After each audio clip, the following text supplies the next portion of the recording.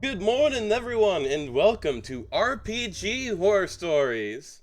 We're starting today off strong with Birthday One-Shot with Drunks. This isn't a super horror story like some others I've seen, but I had to mute myself a few times to vent frustration. After typing out most of it, I'm just going to TLDR this as much as I can. The Eternal GM's birthday, a player tries to run a one-shot for him. The Game Master runs OP Summon Heavy class to break the game. We all knew ahead of time and said it sounded fun. The Game Master and his brother show up tipsy, but within the first third of the game, two more players, a couple, join them and they get drunk. The Game Master and brother can hold their liquor a lot better, while the couple becomes a nuisance and interrupts constantly. Slows down roleplay, exploration, and future combat by a lot. A quick 10 minutes worth of exploration was dragged out into like an hour. They would also change other topics to other shit at inopportune times and had to be reeled back in very often. The first part of the dungeon takes so long out of the one-shot that the DM had to skip to the end. Helps that the Eternal Game Master spam summons to clear out the dungeon ahead of us. Get to the end to fight the big bad. Starts off well. Eternal GM was using a lot of summons to mess the dude up. 2D playing field turned into a 3D playing field after a level was pulled, dropping a few of us into water. Managed to pull a big bad evil guy down into the water with me. Fight immediately and grind to a halt for 20 minutes as one of the drunk couple members can't wrap their head around the fact that they can't drop down and then climb back up onto the platform and or need to attack the big bad evil guy who is underwater with me because they lack the movement needed. Eventually kill BBEG, eventually go to bed. I'm sorry if this is sparse, but I don't want to make an extra long story for moral of don't play with drunk players. Why didn't I leave? The Game Master asked me to be there earlier, and I wanted him to have fun. Same reason the one-shot didn't do anything about the couple. No one else seemed to mind, I just muted myself and swore. I'm gonna be honest, this just sounds like he's being a pretty solid friend for this DM. If I wasn't friends with this DM, I would have left a little bit earlier. But honestly, I think that this player is a really good player. They're really nice because they stuck around even though there was a drunk couple fucking everything up because they wanted to be there for their friend. Good on you, OP. As much as this is somewhat of a horror story, good on you. Good on you. And at least now you know, don't play with super drunk players. You can be slightly tipsy, but don't be drunk. This is the previous post from Red80. It is titled, "It's So Obvious," or "The Day I Realized That My Game Master Was a Sociopath." Now, buckle in, because this is a fairly long post. So, long story short, the group was in this medium-sized town in the desert and was tasked with discovering why all the water sources had become tainted. Now, from the moment we stepped into the town, everyone and their grandmother kept dropping hints about this weird, evil, underground cult that ceremonial blinds themselves to see the truth of reality. It was probably behind it, since they had caused problems in the past. And no matter how much research we did, or how much we talked to the townspeople, we could not find another possible culprit. Anyways, events transpire, and the cult eventually manages to kidnap the town's mayor to sacrifice to their god or something, and we, the players, and the mayor's mercenary bodyguard, who was very upfront about how he was only in it for the money, remember this! They laughed at them, and managed to track them down to their hideout in some ruins in the desert. The only problem is, we can't find the entrance. We searched the ruins from top to bottom, but we just cannot find anything that even resembles an entrance. Our only clues are two sentences that we have encountered multiple times during our investigation. Blind faith will prevail, and the blind will lead the way. Okay, easy. the entrance is probably hidden by magical means, and you can't find it with your eyes, right? Nope. Okay, what if we don blindfolds? So we really can't see anything and search the ruins. Nope, that doesn't work either. The whole time the Game Master is laughing his ass off going, "Oh my god, you guys don't get it? Really? It's so obvious." He is actually laughing so hard that he's crying. At this point, we're all kind of pissed, so we head back to town, hire some laborers, and come back with shovels and picks to just excavate the area until we find it. The GM, hearing this, decides to be nice and throw us a bone, and have the bodyguards ask us for clues. Upon hearing them, he goes, yes, of course." Takes off his helmet, hands it to one of us, and then calmly, and without hesitation, gouges out his own eyeballs in front of us. We're just sitting there in horrified silence as the Game Master acts it out as the bodyguard is screaming like a madman. And then once he's done, says, "Yes, now I can see," and leads us behind a rock we have searched behind 12 times. And voila! Suddenly there's an entrance, not hidden or anything, just a big old hole in the ground.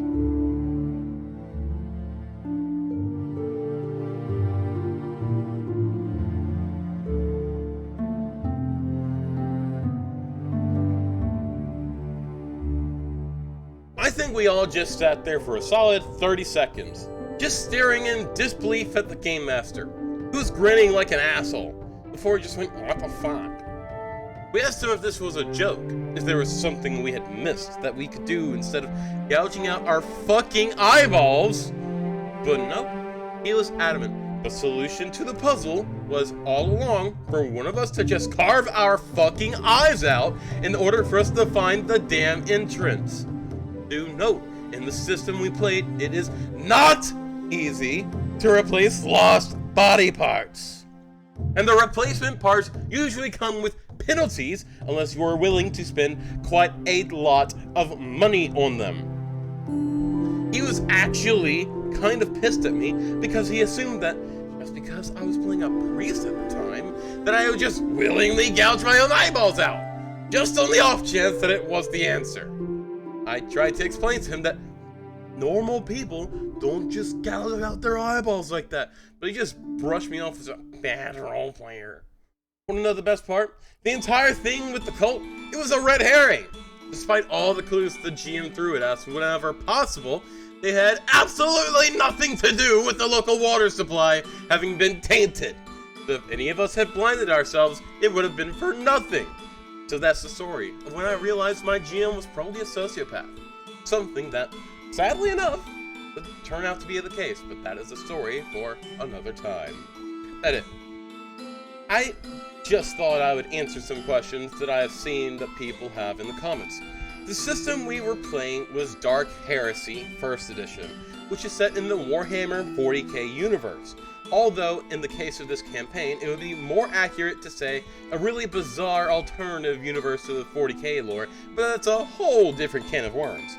Now, while there are cybernetics available that can replace body parts, they are not only extremely expensive. Replacing your eyes, for example, would have cost 2,250 thrones, if you wanted eyes that are just as good as your regular ones, and therefore didn't give you penalties. For instance, you can buy a bolt pistol for only 250 thrones. But they are also hard to come by, and they usually require you to be on good standing with the Mechanicus to make it happen. If you don't know, the Mechanicus are fucking assholes in 40k.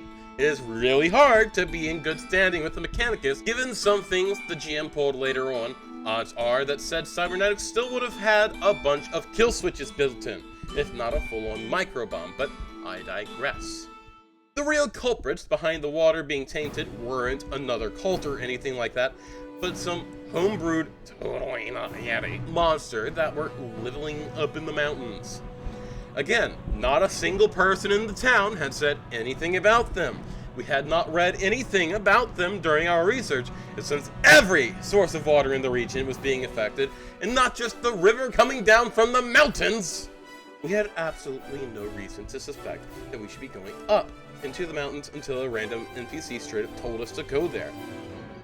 No, we never found out how or why the Yeti's presence more or less tainted the water in the region, although the GM was quite insistent on that they were not demons. Come to think about it, the entire adventure just sort of ended after we killed the Yetis.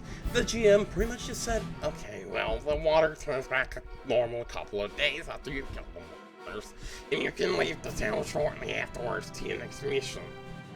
We never got an explanation for what these things were, how they got there, why they turned all the water in the region undrinkable with their mere presence, although since this is 40k, I guess you can just chalk it up to warp tomfoolery or something like that. Anyway, I think this post is long enough for now. I have to say, it felt good to get some of these things off my chest. So I might share some stories about this game, and this particular Game Master at some point, if anyone wants to read them. Believe you me, there is a lot more where this came from. Okay, I'm gonna level with UOP as a 40k nerd. Cultists blinding themselves, gouging their eyes out, saying blind faith will lead the way. It screamed Siege, right? I mean, the god of forbidden knowledge. There's already lore written about cultists that do blind themselves so that they can see the truth of Siege. And there's also already supporting lore that says that having that knowledge can actually taint their surrounding areas. It would make perfect sense for this cult to be worshipping Tzeentch and their just existence to be fucking everything up. What doesn't make sense is this totally not a warp demon Yeti being the source of everything. I mean, I suppose they could be an orc or Nurgle, but if they're a Nurgling of some sort, it would only be the river, and if it was an orc, they would just exterminate us the planet, so this DM is fucked. Listen, thank you for the story, much love, stay sexy, and I hope that you are having wonderful games. Next story. The Auntie That Guy. Disclaimers to begin. I am not entirely sure if this is horror as much as a tragedy. I will remove this if you don't think it fits. Second of all, I am using a throwaway for reasons that will become clear. I have a good friend who has always been kind of an outgoing personality. Big on parties, being the center of attention. Good to have around, but bordering on obnoxious sometimes. When the pandemic hit and he was stuck inside, he asked me if he could join one of our games. I was kind of between campaigns at the time, but the request kind of inspired me to start one up again, if for no other reason than seeing him in a Dungeons & Dragons content. He is not the kind of person you would expect to do this. The week before the session starts, he and I are working out some kinks with his character, and he offhandedly mentions that he's aware he can be a bit much, and that he's read stories of the That Guy and main character syndrome on the internet. If you're reading right now, hi.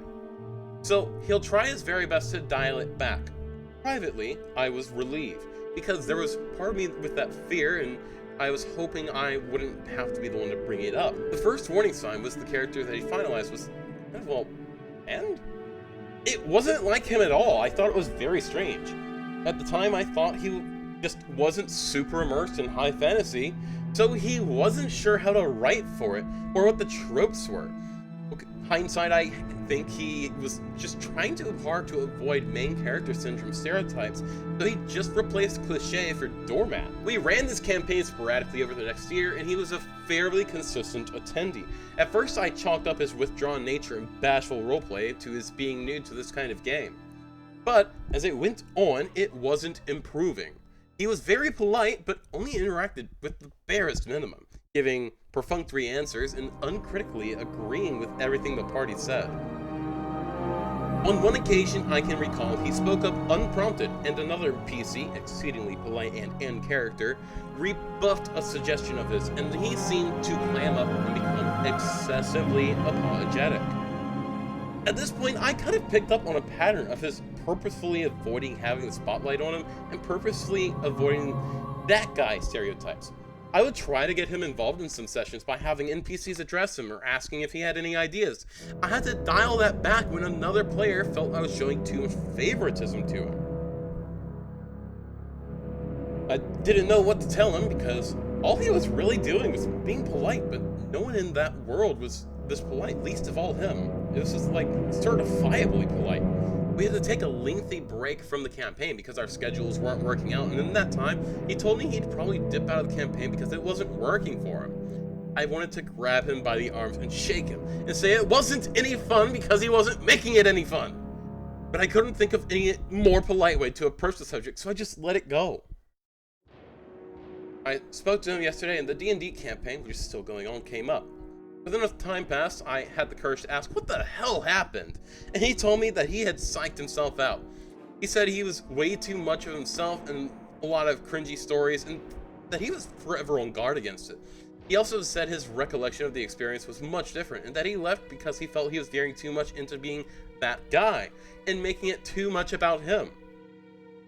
If you're on this sub, and you are reading this now, and you know who you are, it's okay. We would love to have you back. It's okay to let your hair down, be a bit cringe. If you ever cross a line, we can let you know politely. I still have your character sheet. I can update it for you. Too long didn't read. You Dungeons & Dragons player reads too many That Guy stories, tears himself into being a complete non-entity at the table and psychs himself out because of it. Damn. So, I knew when I clicked on this story that it was going to be good. That said, my heart goes out for this player.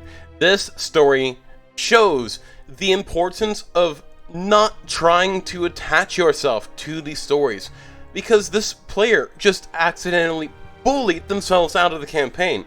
And unfortunately, there are some people in the comments of this post who are actually muckraking that player, saying it's better to have done it this way than to have to correct it from him being a that guy. And it's quite frankly not the case. This player is bullying themselves out of the game, and likely, now that they have seen themselves in these that guy stories, and they have attached themselves to the stereotype, they're probably bullying themselves out of the game as well. I really, really do hope that OP can get through to their friend, snap them out of it, because it just seems like they're dejected, like right from the get-go. It seems like their personality fucking died. I hope that this player gets better, and I hope that OP can really help with their friend. That's all we have for today. Much love, stay sexy, and I hope to see you guys in the next video. Bye-bye!